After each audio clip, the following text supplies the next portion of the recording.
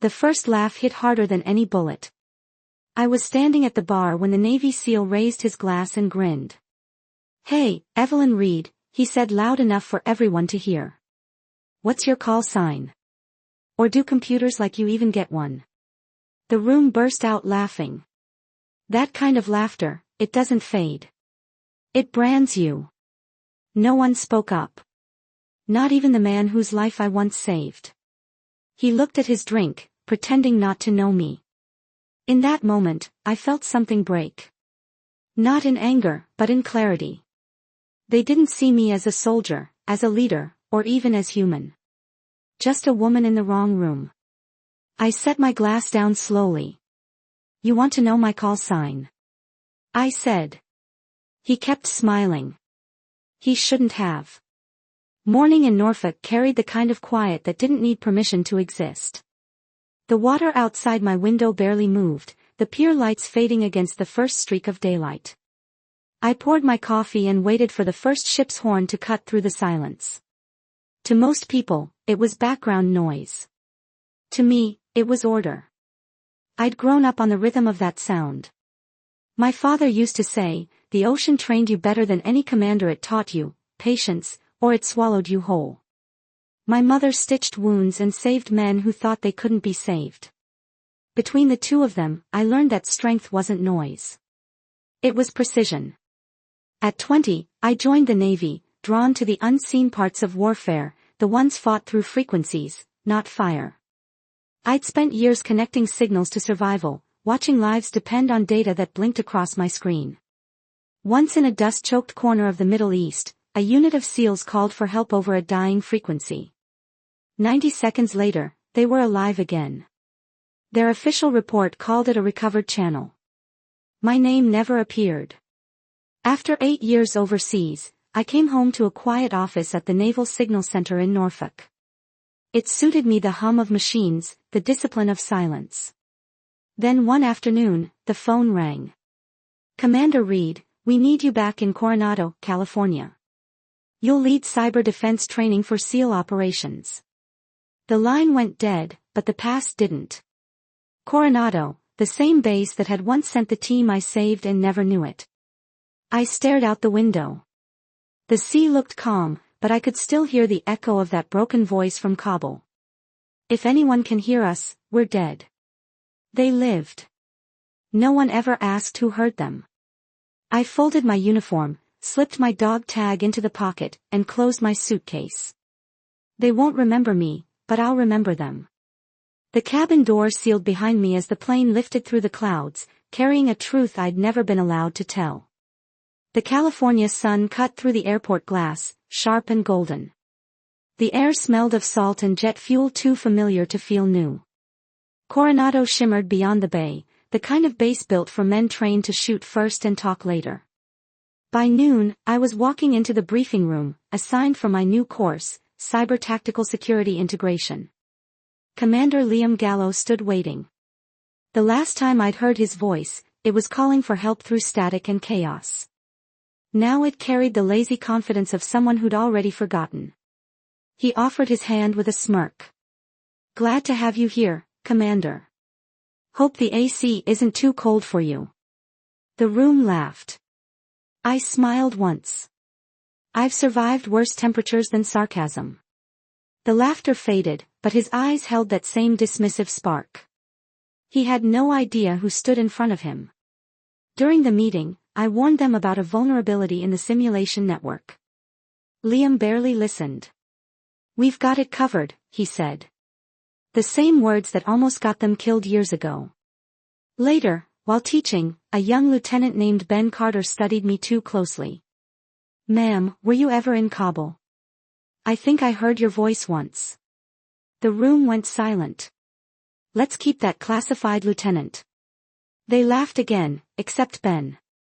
He already knew. That evening, I noticed a framed photo on Liam's desk, his old team, the ones I'd saved. Beneath it, to the Oracle in the machine. The Oracle had returned, and no one recognized her. Driving home, the radio crackled. "Security breach reported at Pacific Naval Simulation Base." My chest went cold. Something inside the system had woken up again, and it was moving fast. Hours later, the base was quiet except for the low hum of machines. On my monitor blinked red text, unauthorized signal detected. My reflection stared back the ghost I'd once been. The intrusion traced to a foreign IP scanning SEAL training data. Every time I flagged it, the system erased my alert, dismissed by Commander Gallo. He was ignoring it again. I copied the logs, filed a report, and shut it down. Next morning in the briefing, I raised the alarm. Liam chuckled. Reed's good with numbers, but this is real combat. Laughter again. I stayed silent, watching them dig their own grave. That night, Ben came to me quietly. You were right, ma'am. Someone's spoofing our drills. You didn't hear that from me, I said. At least one man still listened. I opened an old file labeled AugerNet. The pattern matched perfectly. Same attack method from Kabul. Same arrogance, same blindness. I leaned back, eyes on the black ocean beyond the window. It's happening again, I thought. On the final page of the old report glowed my call sign, Operator Oracle 7. Maybe the Oracle isn't done haunting yet. The screen went dark and the sea whispered back. The next morning, the air in the mess hall carried that kind of quiet laughter that cuts sharper than words. From somewhere behind me, a voice whispered just loud enough to sting. Careful, the data queen might hack your coffee machine. I didn't react. I'd learned long ago that silence unsettles bullies more than anger ever could. Still, it burned. These weren't strangers. They were men whose lives I had once saved without them ever knowing. During the tactical briefing, I presented a report on an irregular data stream in the SEAL simulation network. I showed them the code patterns, the repeating frequencies, the same structure I had once intercepted in Kabul. Liam Gallo leaned back, arms folded, voice smooth but smug. Relax, Reed. We handle pressure, not passwords. The room erupted. I let the laughter run its course. Then I said quietly, and pressure kills slower than ignorance. It silenced the room faster than any order could. I gathered my notes and walked out, pulled steady but cold. The next day proved me right. During a coastal drill near San Clemente, the team lost contact. We've lost channel, no GPS. Anybody copy? Liam's voice cracked through static. I stepped forward, hands on the keyboard. 90 seconds of command line chaos later, the screen blinked. The team was safe again. Good catch, Reed. Lucky timing, he muttered. It wasn't luck. It was math. The room fell silent. They couldn't decide whether to thank me or resent me. That night, I sat alone on the pier, watching the reflection of base lights ripple over black water. You can save a man's life and still not earn his respect, I thought. I didn't want credit. I wanted peace, the kind that comes when truth no longer needs witnesses. Liam walked past me, stopped for a second, then kept going. His silence wasn't ignorance anymore. It was guilt, and that was enough. By morning, the silence had turned into exile. Conversations died when I entered the room. Eyes flicked away, pretending I wasn't there. I'd survived worse kinds of loneliness. In class. Jake Morris, the youngest SEAL, smirked. Ma'am, can you teach us how to delete our mistakes, too? Laughter burst out. I met his gaze. No, but I can teach you how not to repeat them. The room froze, and for once, he had nothing to say. That night, I checked the system logs and found the cause of the breach. Jake's own careless access key. Reporting it would destroy him. I hesitated, then erased the record. Protect the mission, not the ego. The next day, Liam joked again. Be careful, boys. Our Oracle lady might ghost us. They laughed and I replied softly. You have no idea how close that nickname is. They thought it was a joke. I knew it wasn't. Later that night, I Opened my old cobble journal. I was a ghost to them. Maybe ghosts exist to remind the living what silence can do. Ben stopped by uneasy. Ma'am, rumor says you faked the breach to look smart. People mistake calm for manipulation, I told him. Let them. As I left my office, Jake and 2 others were laughing down the hall. The Oracle lady thinks she's a hero. I kept walking, but Ben turned on them, voice cutting like a whip. She saved you twice, Morris. Show some damn respect. The corridor went still. I didn't turn around. My eyes stung, but my back stayed straight. The whisper had finally met its echo. At home, I set my dog tag on the table. The name caught the light. Read Oracle 7. One day, they'll understand. Not because I speak, but because I stopped needing to. Coronado glittered that Friday night. The kind of brightness that made people forget how dark the ocean could get. The team dragged me to the Pacific Anchor Bar, their favorite spot, to drink loud and talk louder. Refusing wasn't an option. It would only prove I didn't belong. I wore jeans, a black shirt, hair tied tight. On the outside, I blended in. Inside, I carried the same cold silence they'd never understand. Beer spilled, laughter echoed. They toasted to drills and near misses, then shifted to their favorite joke, me. Data Queen, Oracle Operator, Oracle Lady. Jake Morris, drunk and smug, raised his glass. Hey Reed, tell us your call sign. Or did the computer give you one?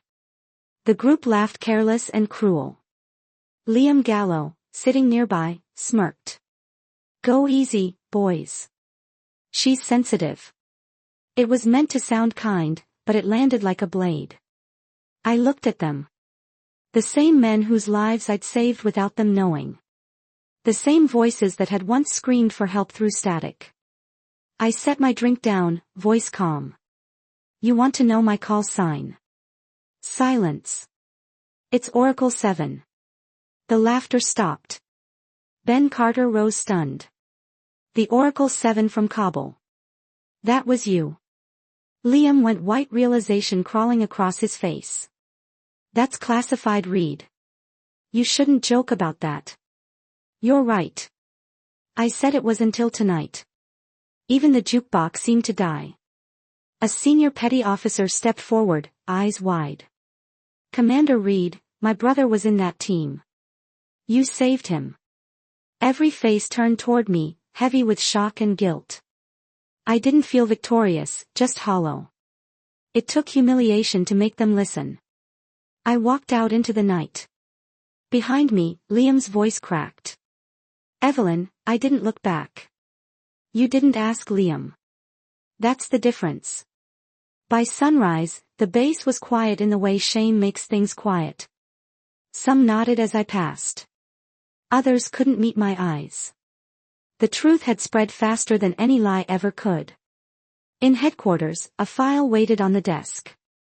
Operation Augur, Operator Oracle 7.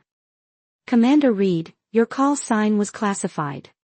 They said, you revealed it. I answered simply, I didn't reveal it. I just stopped denying it. An inquiry followed. Liam testified, claiming he never knew who saved them. Ben spoke next. Sir, it was her. I saw it. The silence that followed was heavier than judgment. Later, Rear Admiral Thorne called me in. Commander, we've known for years. You kept your oath. That's what matters. He handed me a transfer order. Effective immediately, you're reassigned to Washington Joint Intelligence Division. Outside, Liam waited, his voice barely carried. I never thanked you. You don't owe me thanks. You owe yourself honesty. That night, I sat by the pure moonlight, catching my dog tag. It's over, I whispered. But the sea answered softly. Not yet. The waves rolled in slow, steady, like truth itself, inevitable, patient, and impossible to silence. 2 years later, Washington moved like a living map of quiet decisions and loud consequences. I led the Red Line Task Force, the small team that watched the Navy's drones so the rest of the fleet could sleep. At sea, we had fought storms. In D.C., we fought certainty. One November night, the console spat an alert and intrusion on a fire control channel. The screen painted Tripoli as the target. My stomach dropped when pattern analysis lit up. Coordinates shifted by exactly 400 m, the same error signature that had haunted Coronado. If the strike went through, civilians would die. I took it up the chain.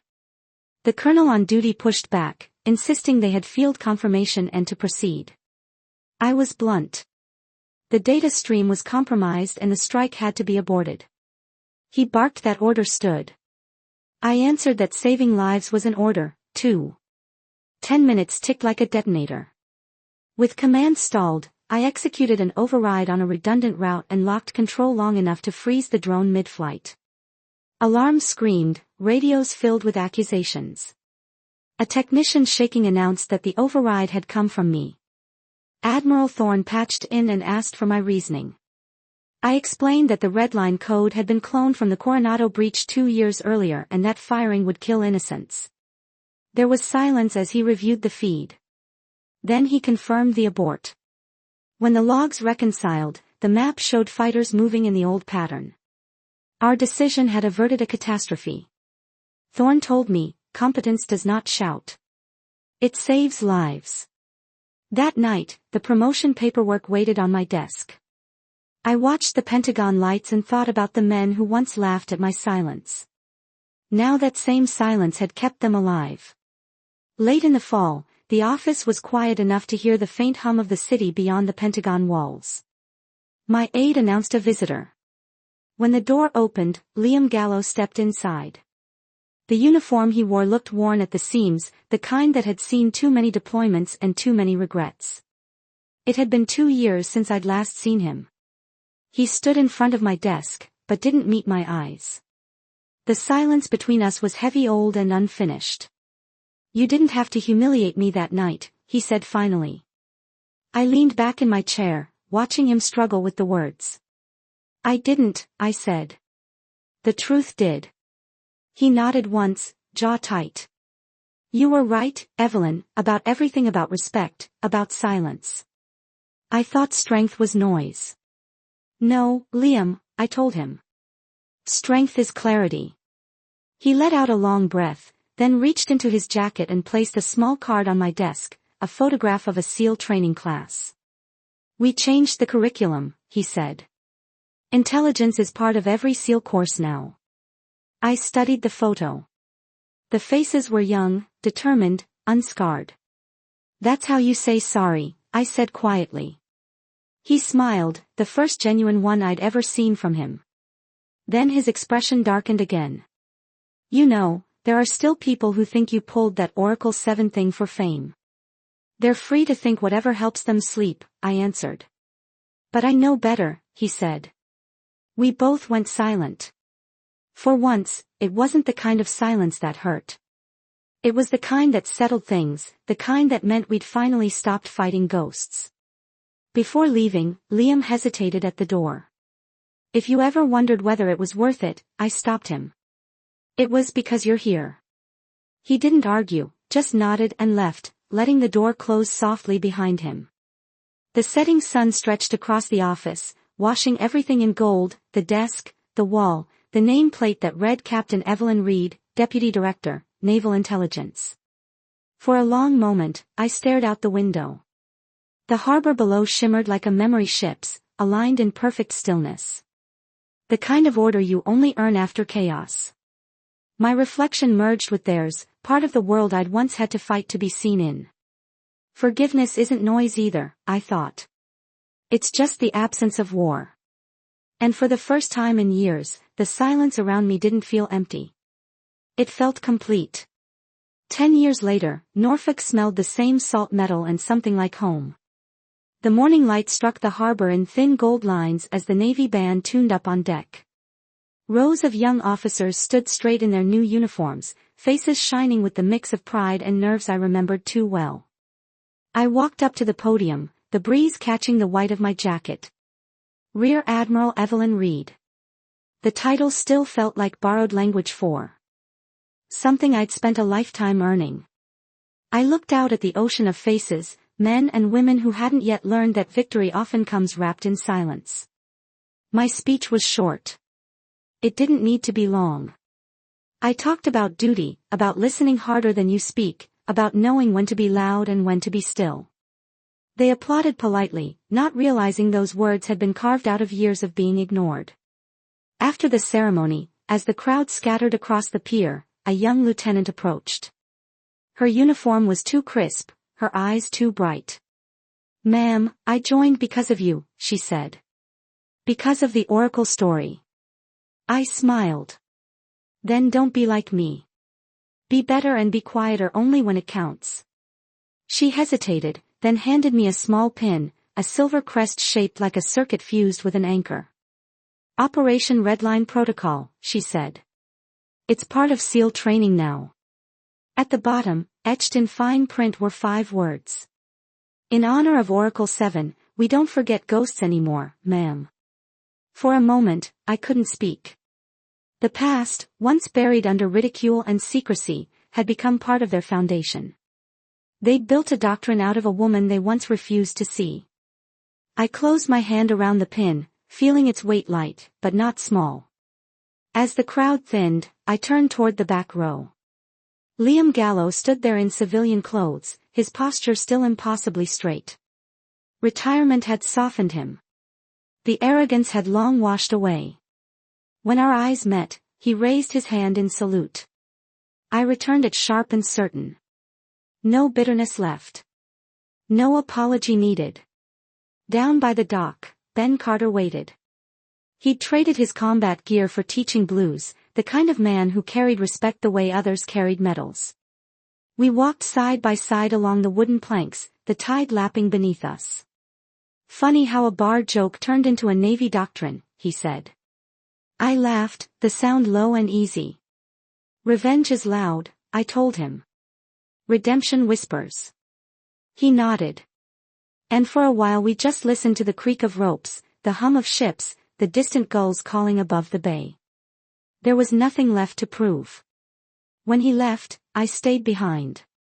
The pier stretched into the water like a bridge to another life. The sea was calm today, the way it only is when the storm has already passed somewhere else. I stood there until the chatter from the crowd faded, and the world went quiet again. I reached into my pocket and pulled out my old dog tag edges worn smooth with time. The letters were faint but still there. E. Reed Oracle 7. I turned it over in my hand, letting it catch the morning light. "You don't have to shout the truth," I whispered. "You just have to live it." The wind moved through the rigging above me, blending with the steady rhythm of the waves. It was the same sound I'd heard all my life. The sound of duty, of memory, of peace, the sound of water. As the scene faded to the soft rush of the tide, the world narrowed to one quiet truth. Rear Admiral Evelyn Reed, founder of Redline Integrity Protocol, U.S. Navy, and beneath it only the ocean answered.